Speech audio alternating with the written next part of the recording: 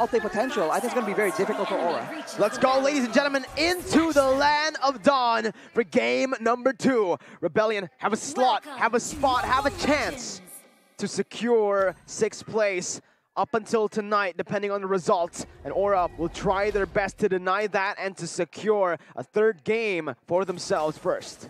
We'll see what happens here. With Hai on the Baxia, he is going to be that tanky force utility jungle.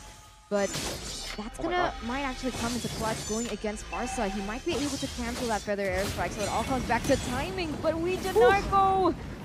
He's gonna receive a lot of damage, and that's it. First blood for Aura Fire. And Flicker too from Sway Low. So that's 2 very, very good. Oh my god. Combination by Axe though. Very massive resources popped in. Combination by Axe. Last time we did this, the enemy team lost, right? The caster curse. Let's see if it happens again. Maybe not. Highs though, down below, looking for the trade already. Reverse time is going to be able to bring him back there, but he times it well for the BMI to get him to safety. Vijanarko needs to be a bit more careful right now, especially since Aura Fire, they have a lot more legitimacy in this early stage of the game. Fluffy now with the Rapid Boots. Whoa, killing spree as well. Is this the roam heavy Fluffy on that Grok? Oh, very interesting. How is he going to utilize this? I guess he needs a little bit more kill pressure going against the Benedetta in that lane. And you can see the damage onto Diren already. Diren is just clearing as much as possible. Now he's trading quite a bit with Fluffy.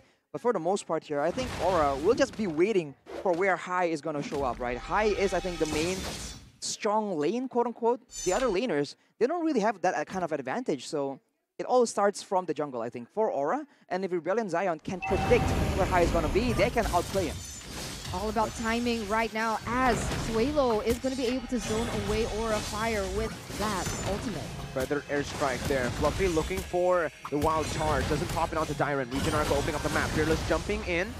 Maybe going for the heavy spin now. Fluffy with the power of nature though is going to be able to go and dish out the damage. Wild charge stunning both of the members up, and it's actually Facelicker who takes the turtle. Rebellion on the run. They are able to disengage, not giving Aura any more to play with. But look at Hai. They get the turtle without the jungler, and Hai is able to steal away a little bit of that creep in the jungle of Rebellion. Demon Slayer on the side of Rebellion Zion, but they were still unable to secure it, despite the fact that they were able to actually do a lot of damage to Hai. So a bit of a mistake, you can say. But of course, for both teams, it's just only beginning, right? I think the mid game is where things are about to ramp up. The ganks from Hai, as well as the burst damage coming in from the Farsa of Suelo. This is what I was talking about when we went into the drafts, right? I gasped at the Diggy because I knew that when it comes down to timing, if Aura Fire can utilize the Diggy to the potential, he is going to be able to deny that kill pressure, but Diren... Oh my god, Diren went back there! Unfortunate, Fluffy is able to pick up a solo kill. Fluffy, an absolute beast here in the lane, this time with the Grok. You can see the damage, man, with the high and dry. Exactly, you're wondering why the Grok is such a contested pick right now. Yeah, in the lane, it's pretty solid, and it's safe as well. Even if you try and gank him, he has ways to escape from tough situations. He can provide a good front line and also a great source of crowd control. As Vijanarko, once again, is being targeted, but Aura Fire will not be able to secure him just yet, as Hai actually gets collided on. Sprint, reverse time, bringing it back, does have the BMI to get out as Tide tries to do the damage, but just will target down the turret here. Aura, none of the members helping him out, so they want to give Tide full turret gold here down below. He will have another chance to get all of it. But here, Godiva viva might be a bit too aggressive. Vijanarko jumps in with the Circling Eagle. A good time journey by Godiva. Tide just dealing the damage onto that turret. Noticing Fearless has rotated. He respects it. This is pretty bad, though. The time journey was taken really well timed right before the Lord, and now they're not going to have that against Rebellion Zion. Let's see. Fearless has the heavy spin. They're going to go for it. Fluffy goes for the wild charge as well. See the heavy spin coming in, and the Retribution battle won out by Fearless. Hai jumps in with the Blazing Duet, taking the Cold Altar away. Hai has the Tortoise's Poissons, and the main strength for Aura right now, it seems, is their front line. That's just unkillable. Right, with the Baxia, with the Grok, and, you know, with the backup coming in from a Cult Altar, Real Zion will need a bit more items to try and melt through that, but they have been very good at pressuring Hai so that he cannot farm optimally. So it's all going according to plan for Aura Fire, but on the other sides of the map, are they sacrificing a bit too much? That is the main question. Mid lane, they put everything down below. It might actually be a turret take by Rebellion. Yeah, they are able to do it. Godiva popped the time journey, a massive resource once again popped in, and the guiding wind just brings Fearless to safety. You guys can save your hair as well from the Dandruff with head and shoulders as Dyron is in the midst of it all, gonna get cancelled twice, thrice. Oh my goodness! What? He can't dash! Fluffy jumps in with a wild charge just to cancel out the Feather Airstrike. Oh, now Aura of Fire still leading with a 1,300 gold lead. They did make a few mistakes there in terms of that macro, and hopefully they do stay disciplined in the minutes ahead. We do see rotations from the side of Aura of Fire towards this top side. Perhaps they are going to look for a gank onto the Claude this time around. Ooh. Now that they have advantage there, I guess ganking the other lane is the solution, but without a tower in the mid lane, Orgul and Zion can leverage their own laner to try and make things happen. Blazing Duet with, whoa, Circling Eagle, what is going on? That was so risky. What a play, but it did not work out. Definitely there. Highs popped in the Blazing Duet a bit too fast. He jumps into the BMI, dealing the damage onto Chai. Shadow Stampede bringing it back. Feather Airstrike coming in with a heavy spin to pin both of them down. Chai falls, Godiva as well. What a play by Rebellion once again under the turret. They do not care. They dive in, and in the mid lane, Dyron just being Dyron. What a nuisance. Things are slimming out for Aura of Fire. Initially, that gold lead has now diminished to only 500. And this is the reason why the Benedetta has always been banned for Dyron. He's able to utilize it in a way that puts pressure on the other lanes while Aura of Fire is distracted in another. And without noticing, all these towers are going to fall right under their nose. And this is where it gets dangerous. And this is where Fluffy needs to step up. Oh, we'll have to see how he steps up here because the positioning, the spacing has been brilliant by Rebellion. Fluffy or the solo, Wijanarko is trying to force him to recall, but the airstrike popped in. Godiva taking low as well, forcing the time journey. High, able to get the turtle. Wijanarko now caught, has a flicker to get out of the shield unity. Meanwhile, below, Dyron doing Dyron things. 0-2-0, but still as impactful as ever. Ooh, that's it. Aura of Fire. Oh, what? See? Told you. Dyron, come on, let me talk. Give me some time. That's No. the thing. Never. Okay, Never. you know what? Let's just jump into the items, Arashi. Dyron, man, with, I don't know, the work rate, he's just so diligent, doing as much as possible to be a nuisance to Aura of Fire. He has a Bloodlust X right now, so a lot more sustain, and he has that Hunter Strike, man. It's a very aggressive build, and he has a lot of targets available on the side of Aura of Fire. Later on, it's going to be harder and harder for them to deal with this problem, and Feather Airstrike right now being used. Godiva pops the time journey. Highs as well with the Blazing Duet, dealing damage onto Godiva. High jumps on to Sway low. No follow-up just yet. Yeah, no follow-up at all. Good disengage from Rebellion, reading it out, and Aura of Fire now, they're caught in a desperate position, right? They've used a lot of their resources, and they really can't do anything. Meanwhile, Dyron, this has just been the story. What the heck? This man was 0-2-0. How is he so impactful here? He's going for the split pushes constantly.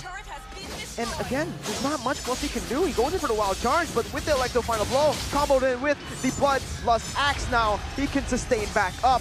A beautiful roam as well by Sway Low. Top side, Aura are looking for compensation. Will they get it? I don't know. Let's see. We'll see, as Wijanarko here is trying to take Ooh, the damage, but he is going to get chunked down. Will it be taken down? He does try the Circling Eagle first, but at the end, it's not going to be enough. Wow, that's just very risky right now, and right there, Dyron gets taken out finally by High.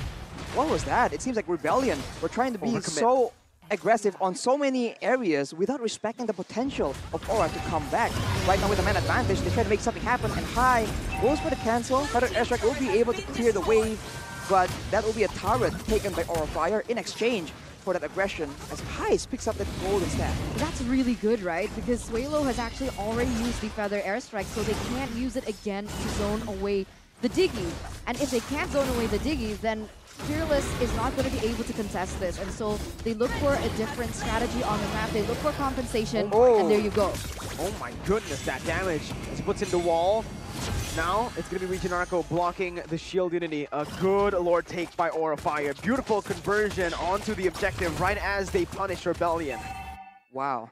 Aura of Fire now has the tempo. They have chances to make plays happen, but of course, their composition isn't exactly aggressive, so they're going to be stuck waiting for an opportunity if Rebellion actually gives them a chance. Otherwise, they have, as we mentioned, so much disengage, so many ways to secure their more vulnerable members. As Fluffy here, with that bit of Happy man, he is lethal. Jiren, I don't know if you can survive this one. Goes in for final blow, able to sustain back up for a bit. Godiva wants to go for a reverse time. Jiren going back again, trying to spy the time. I don't know, it's definitely not worth it here. Rebellion Zion now, you can see that Aura Fire have gotten a read on their playstyle. Jiren is no longer being left free to just clear out waves. And here, even in the bottom side, Sway low. He popped it for the airstrike. I think he only got one shot onto the Lord before he canceled it out of just the threat of Fluffy walking in front of him. You can see from the player's gold by UBS, Chait as well as High, top two here, and Jiren could need to follow. But so far, if that's going to be the case, they are going to need High's power spike to hit, especially now that the Lord already collapsing in this bottom side. Yeah, Lord has been cleared out by the side of Rebellion, and Aura trying to find a bit more, but Jiren comes from behind. He wants vengeance, but he can shoot away. Rebellion will not get a fight that they want, and Aura will be able to take that mid turret finally. Still though, it was a pretty solid attempt at clearing the wave by Jiren. Aura Fire, obviously, with the enhanced minions, will be able to actually control this side of the jungle as well. Fearless needs to be careful. He might actually be caught. He might actually be forced to pop in his ultimate. I popped in his. So does his Puissance. He secures the orange buff, takes it away from Rebellion. 5v4 situation there, but it doesn't seem like Aura Fire want to overcommit. They are going to be going back to their respective buffs as we have a chance to look a little into the items. Brute Force Breastplate for Jiren, but he also has, as we mentioned already, the rest of the items are very, very aggressive, and the Lightning Truncheon is what's available for Sway Low, and that is important because that allows him to pressure and perhaps force a Cult Altar or a Time Journey. We saw that that is the solution they have for these teamfight ultimates, right? Force Godiva, use it first, but whoa. Oh my god, Heinz pops in the sprint, is able to get the Blazing Duet in. He's going to fall to the hands of Shieldinity though. He pops into BMI, but it's not enough to get away. Now Chai joins into the fray. Fearless going to be caught. Still able to get out with the guiding wind. Arco gets brought back by the reverse time as Jiren is in that top side again. Just doing Jiren things, trying to relieve off pressure for his team. But this time, Fluffy's there. Jiren won't be able to go onto the turret. Rebellion, though, they're going to lose out on the Lord contest. I think that moment was made by Fluffy. I saw it in the minimap, but I'm not really sure. It would be great to see a replay, but as you can see here, already a setup from Aura Fire to get this Lord. Now, once again, timing is of the essence. Timing is going to be very important, and this is a 4v4 situation, realizing both EXP laners are in the top side. Jiren just forcing that turret take now. Caught very low, meanwhile in the mid lane, while in the bottom side, River is going to be Sway low, jumping with a feather airstrike, the Blazing Duet, wiping the Cult Altar, Retribution comes through, but it's High. High's now going to try to run away, but he will be taken out by the needles from Chide. 5.6k gold lead, 29 seconds on the death timers. Aura looking to end once again. High jumping in the shield unity, zoning away the members. Jiren jumping in the execute as well. Has the eye for an eye to get out. But the airstrike popping in immortality, goes in for one more shot, but Godiva is able to escape. Enhanced Lord coming in the mid lane. 5 seconds for Arco, 10 for Highs. Swaylo and Jiren all alone. 2v4 in the situation. Chide is low. He won't be able to participate here. Jiren jumps in with an eye for an eye again. Able to buy some time as that's going to be wild charge. Knocking him up. Arco coming in. Trying to zone Aura Fire away, but the time journey comes in as well. Lord will be there. Everyone goes for it. Heavy Spin is going to be able to zone them away for a bit, but Aura equalize. It's 1-1. We get a third game in the series, and the caster curse prevails again. Back to a best of one, allowing Aura Fire another chance to make it into the playoffs. Very well done, very well executed, and it all came back down to the timing, I believe. Because every time they want to go for the team fights, if and only if the Barca is able to zone out the Diggy, will they be able to win that team fight? Because